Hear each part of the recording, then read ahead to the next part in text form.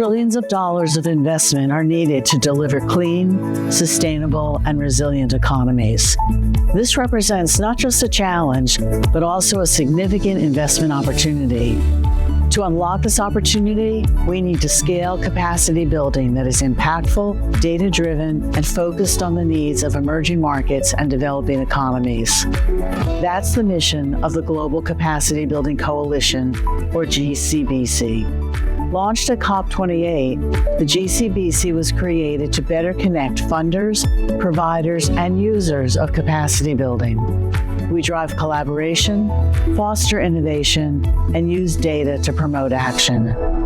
The GCBC is an unprecedented initiative which brings together UN agencies, development banks, philanthropies, and global finance. Our members collectively support thousands of institutions and professionals worldwide to enhance their skills and capabilities. We believe in the power of capacity building, and we believe it has the power to do even more. That is why we're launching the Global Capacity Building Coalition Accelerator to identify and support the most impactful and innovative initiatives around the world. If you're a trailblazer in capacity building that has mobilized sustainable finance, built climate capabilities, and fostered innovation, we want to hear from you. Winners will receive access to an accelerator program offering bespoke and targeted support to scale their impact. This includes opportunities to showcase their initiatives at key convenings on the global stage. Applications are now open. Visit our website to learn more.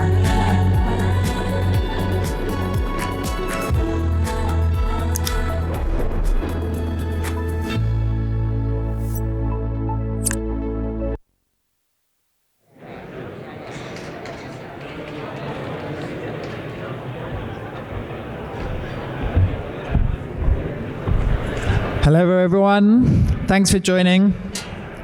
For those of you who don't know me, my name's Michie. I'm the CEO of the Global Capacity Building Coalition. As you just heard from Mary Schapiro, we've got an exciting announcement to make today. And indeed, Mary made it in the plenary room earlier today. The Global Capacity Building Coalition is an unprecedented alliance of nearly 100 members now. We bring together UN agencies, multilateral development banks, private finance, public finance, regulators, NGOs, universities, all organizations who are interested in supporting climate finance, sustainable finance, capacity building around the world. We were launched at COP28 in order to better connect the funders, the providers, the designers, and importantly, the end users of capacity building programs. We try to center the views of emerging market financial institutions in the conversations globally, and therefore try to make capacity building more demand-driven, more data-driven, and ultimately more impactful.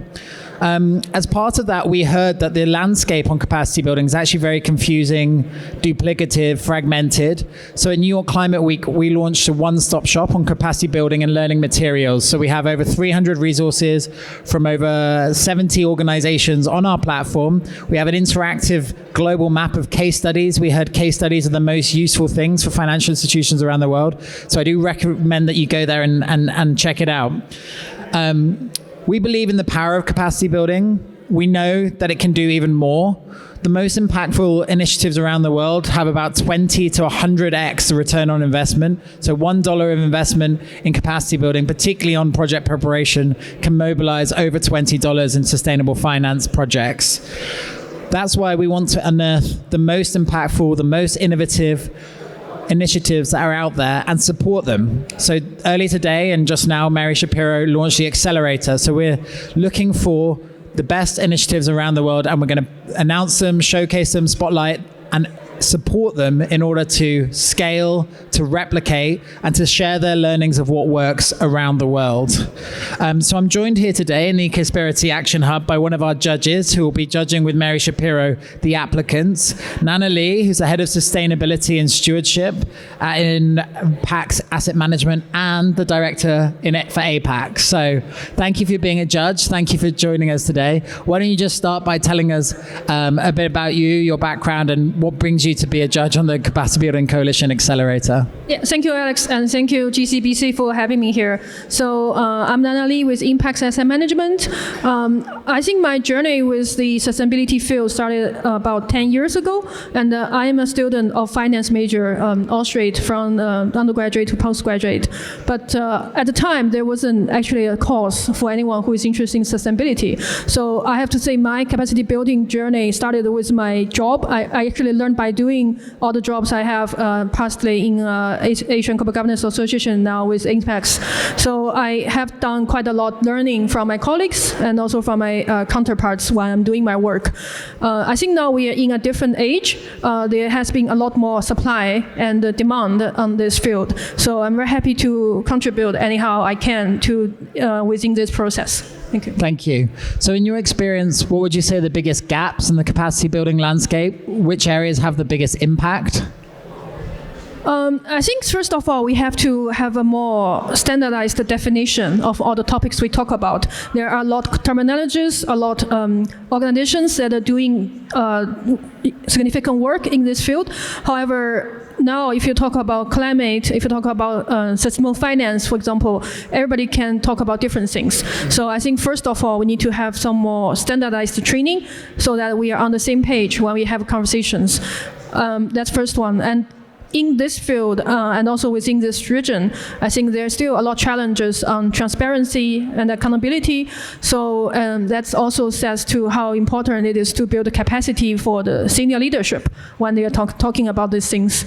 Then also when you're talking about capacity building, I think, as I mentioned, there's stronger supply and demand. However, I don't think there is yet an ecosystem for it. So I think having GCBC and having more people working on this professionally, I think it will help to build an ecosystem for this.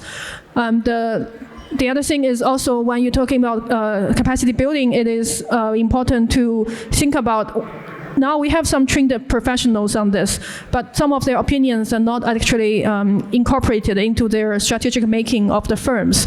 So for that to happen, you need to have some structural changes on the governance level. And that also requires the leadership to have more governance on sustainability-related issues. I believe in this region, now it is important to integrate the sustainability capacity at all levels of the firm so that it's incorporated to the operations and also to the decision making on the high level. So from the top to the bottom. And in the region, I think there's still a lot low-hanging fruits when you improve the capacity building because there is a lot of work to be done. So to have this correlation, I think is going to be very helpful for anyone who is looking to build their own capacities. Thank you. No, that definitely echoes with what we've heard from financial institutions around the world, that having such quite a confusing and duplicative landscape can not be particularly helpful. So if you have 4 global organizations offering 4 very similar courses that all use similar but different terminology, similar but different advice, that's not the best situation. So that call that you made for consistency, for clarity, for comprehensiveness, that's something we're trying to address very much. And that's why we created our online platform that has all of the workshops, all of the learning materials, case studies in one place and hopefully organized in a sensible way. And please do go check that out. So I think from now on, for the rest of the year until September, you're going to be judging lots of applications of the most impactful, the most innovative capacity building programs out there. What are you going to be looking for as a judge? What makes a capacity building initiative, a capacity building program, high quality and impactful from your perspective? Yeah, so I think there will be around 5 criteria that we'll be looking for. The first of all is the demand-driven. So if the initiatives is actually built for a purpose, is there any real demand for the initiatives, and if they are fit for purpose of some work that needs to be done in the region? That's the first thing. And inventiveness. So if the initiatives is innovative, is creative, is not reinventing the wheel, anything, that will be also important criteria. And effectiveness, and so what is the real impact of these initiatives, and if it's making substantial improvements on the capacity building of any stakeholders. Sustainable impact, so if it's going to be a long-last effect, benefits to the field, and also if there's any potential for larger scale, so to develop into other markets, for example. And the last one is also what is the monitoring, so the ongoing impact of this. So if there's any track of the progress, reflect, is there any insights that can be shared widely? So I think these 5 are the most important criteria.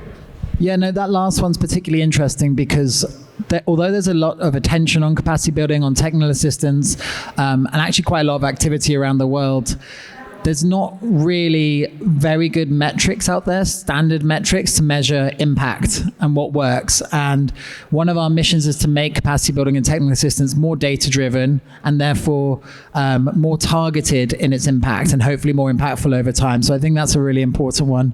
The other one you pulled out, which is quite interesting, is creating sustainable environments for capacity building, sustainability over the long term. So one of the things we've done in the coalition is partner global organizations like the UN, World Bank, ISSB, with local delivery partners, such that the local delivery partners in small developing countries, they're learning while providing the training, and that can create a longer term, more sustainable learning environment for that domestic market, because we know that over half of the capital we need to mobilize for the Paris Agreement needs to come from domestic sources. So we really need to develop local capital markets, which in many countries are very undeveloped, and that requires local capacity building, not just global capacity building. So thank you for that. You're going to be a judge and a fellow friend of the Capacity Building Coalition. What do you expect the winners of the Accelerator competition to receive? And what do you think would be most helpful?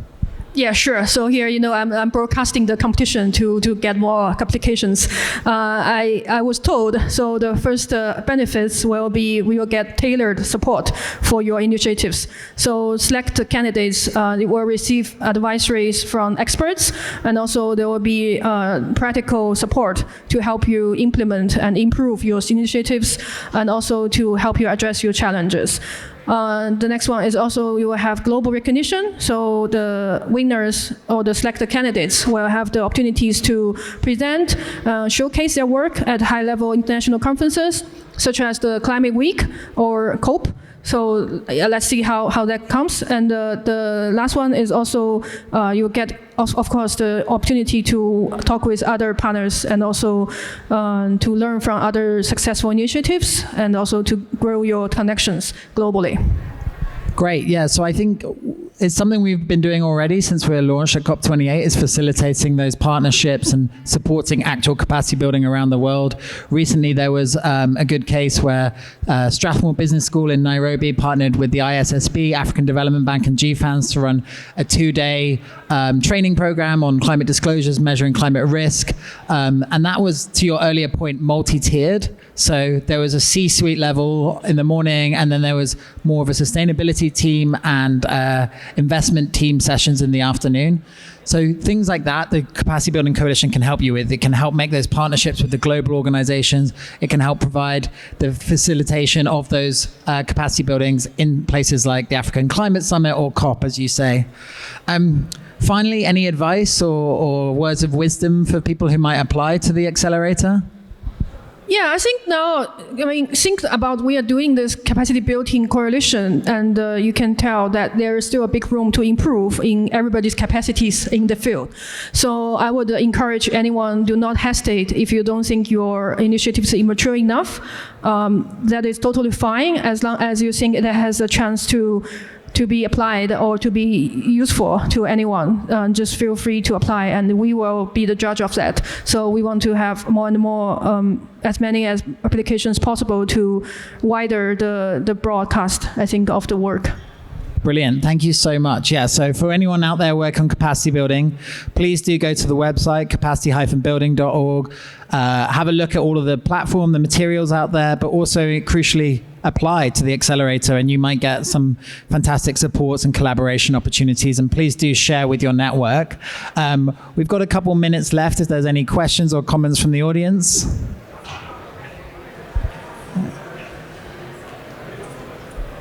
Yes.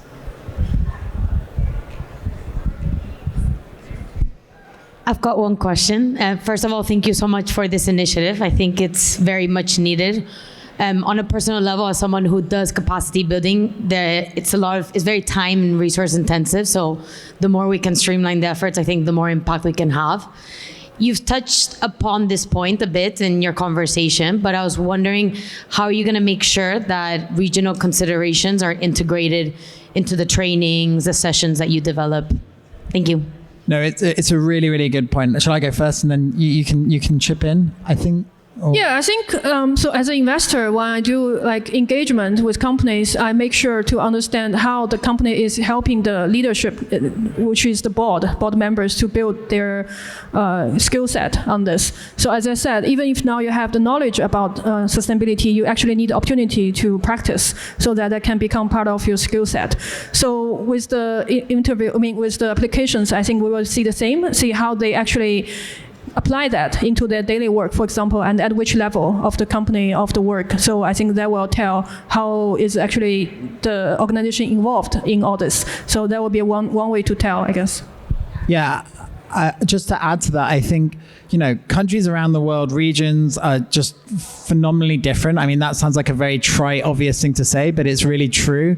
And it's super relevant to capacity building. So, Brazil is a very large investment grade emerging market, whereas smaller countries, developing countries, don't have very developed capital markets at all. So the relevant training programs, whether it's language or whether it's topic, should necessarily vary depending on the situation, the context, the sector. One way that we address that, and this is something we believe very much, is to try and partner global organizations with local organizations to bring that cultural context, that specific knowledge, as well as creating a more sustainable long-term ecosystem. So I think using, again, Brazil as an example, we've worked with UNEP FI and IX there, and FEBRABAN, the Banking Association, and the Asset Management Association, to do joint work stream between global capacity building providers and local trade associations, local academics, to really make sure that local context is embedded. And I think that's a really important part of this initiative, and something that we're going to be looking to support, scale, replicate around the world. Any more questions? We're very close to being at time. I don't see any. So thank you so much for your time today. Thanks for listening. Thanks for supporting. Please do go to the website, apply for the Accelerator program, share with your network. It's a really exciting opportunity. And thank you for your time and your support, Nanneli. No, thank you. Yeah.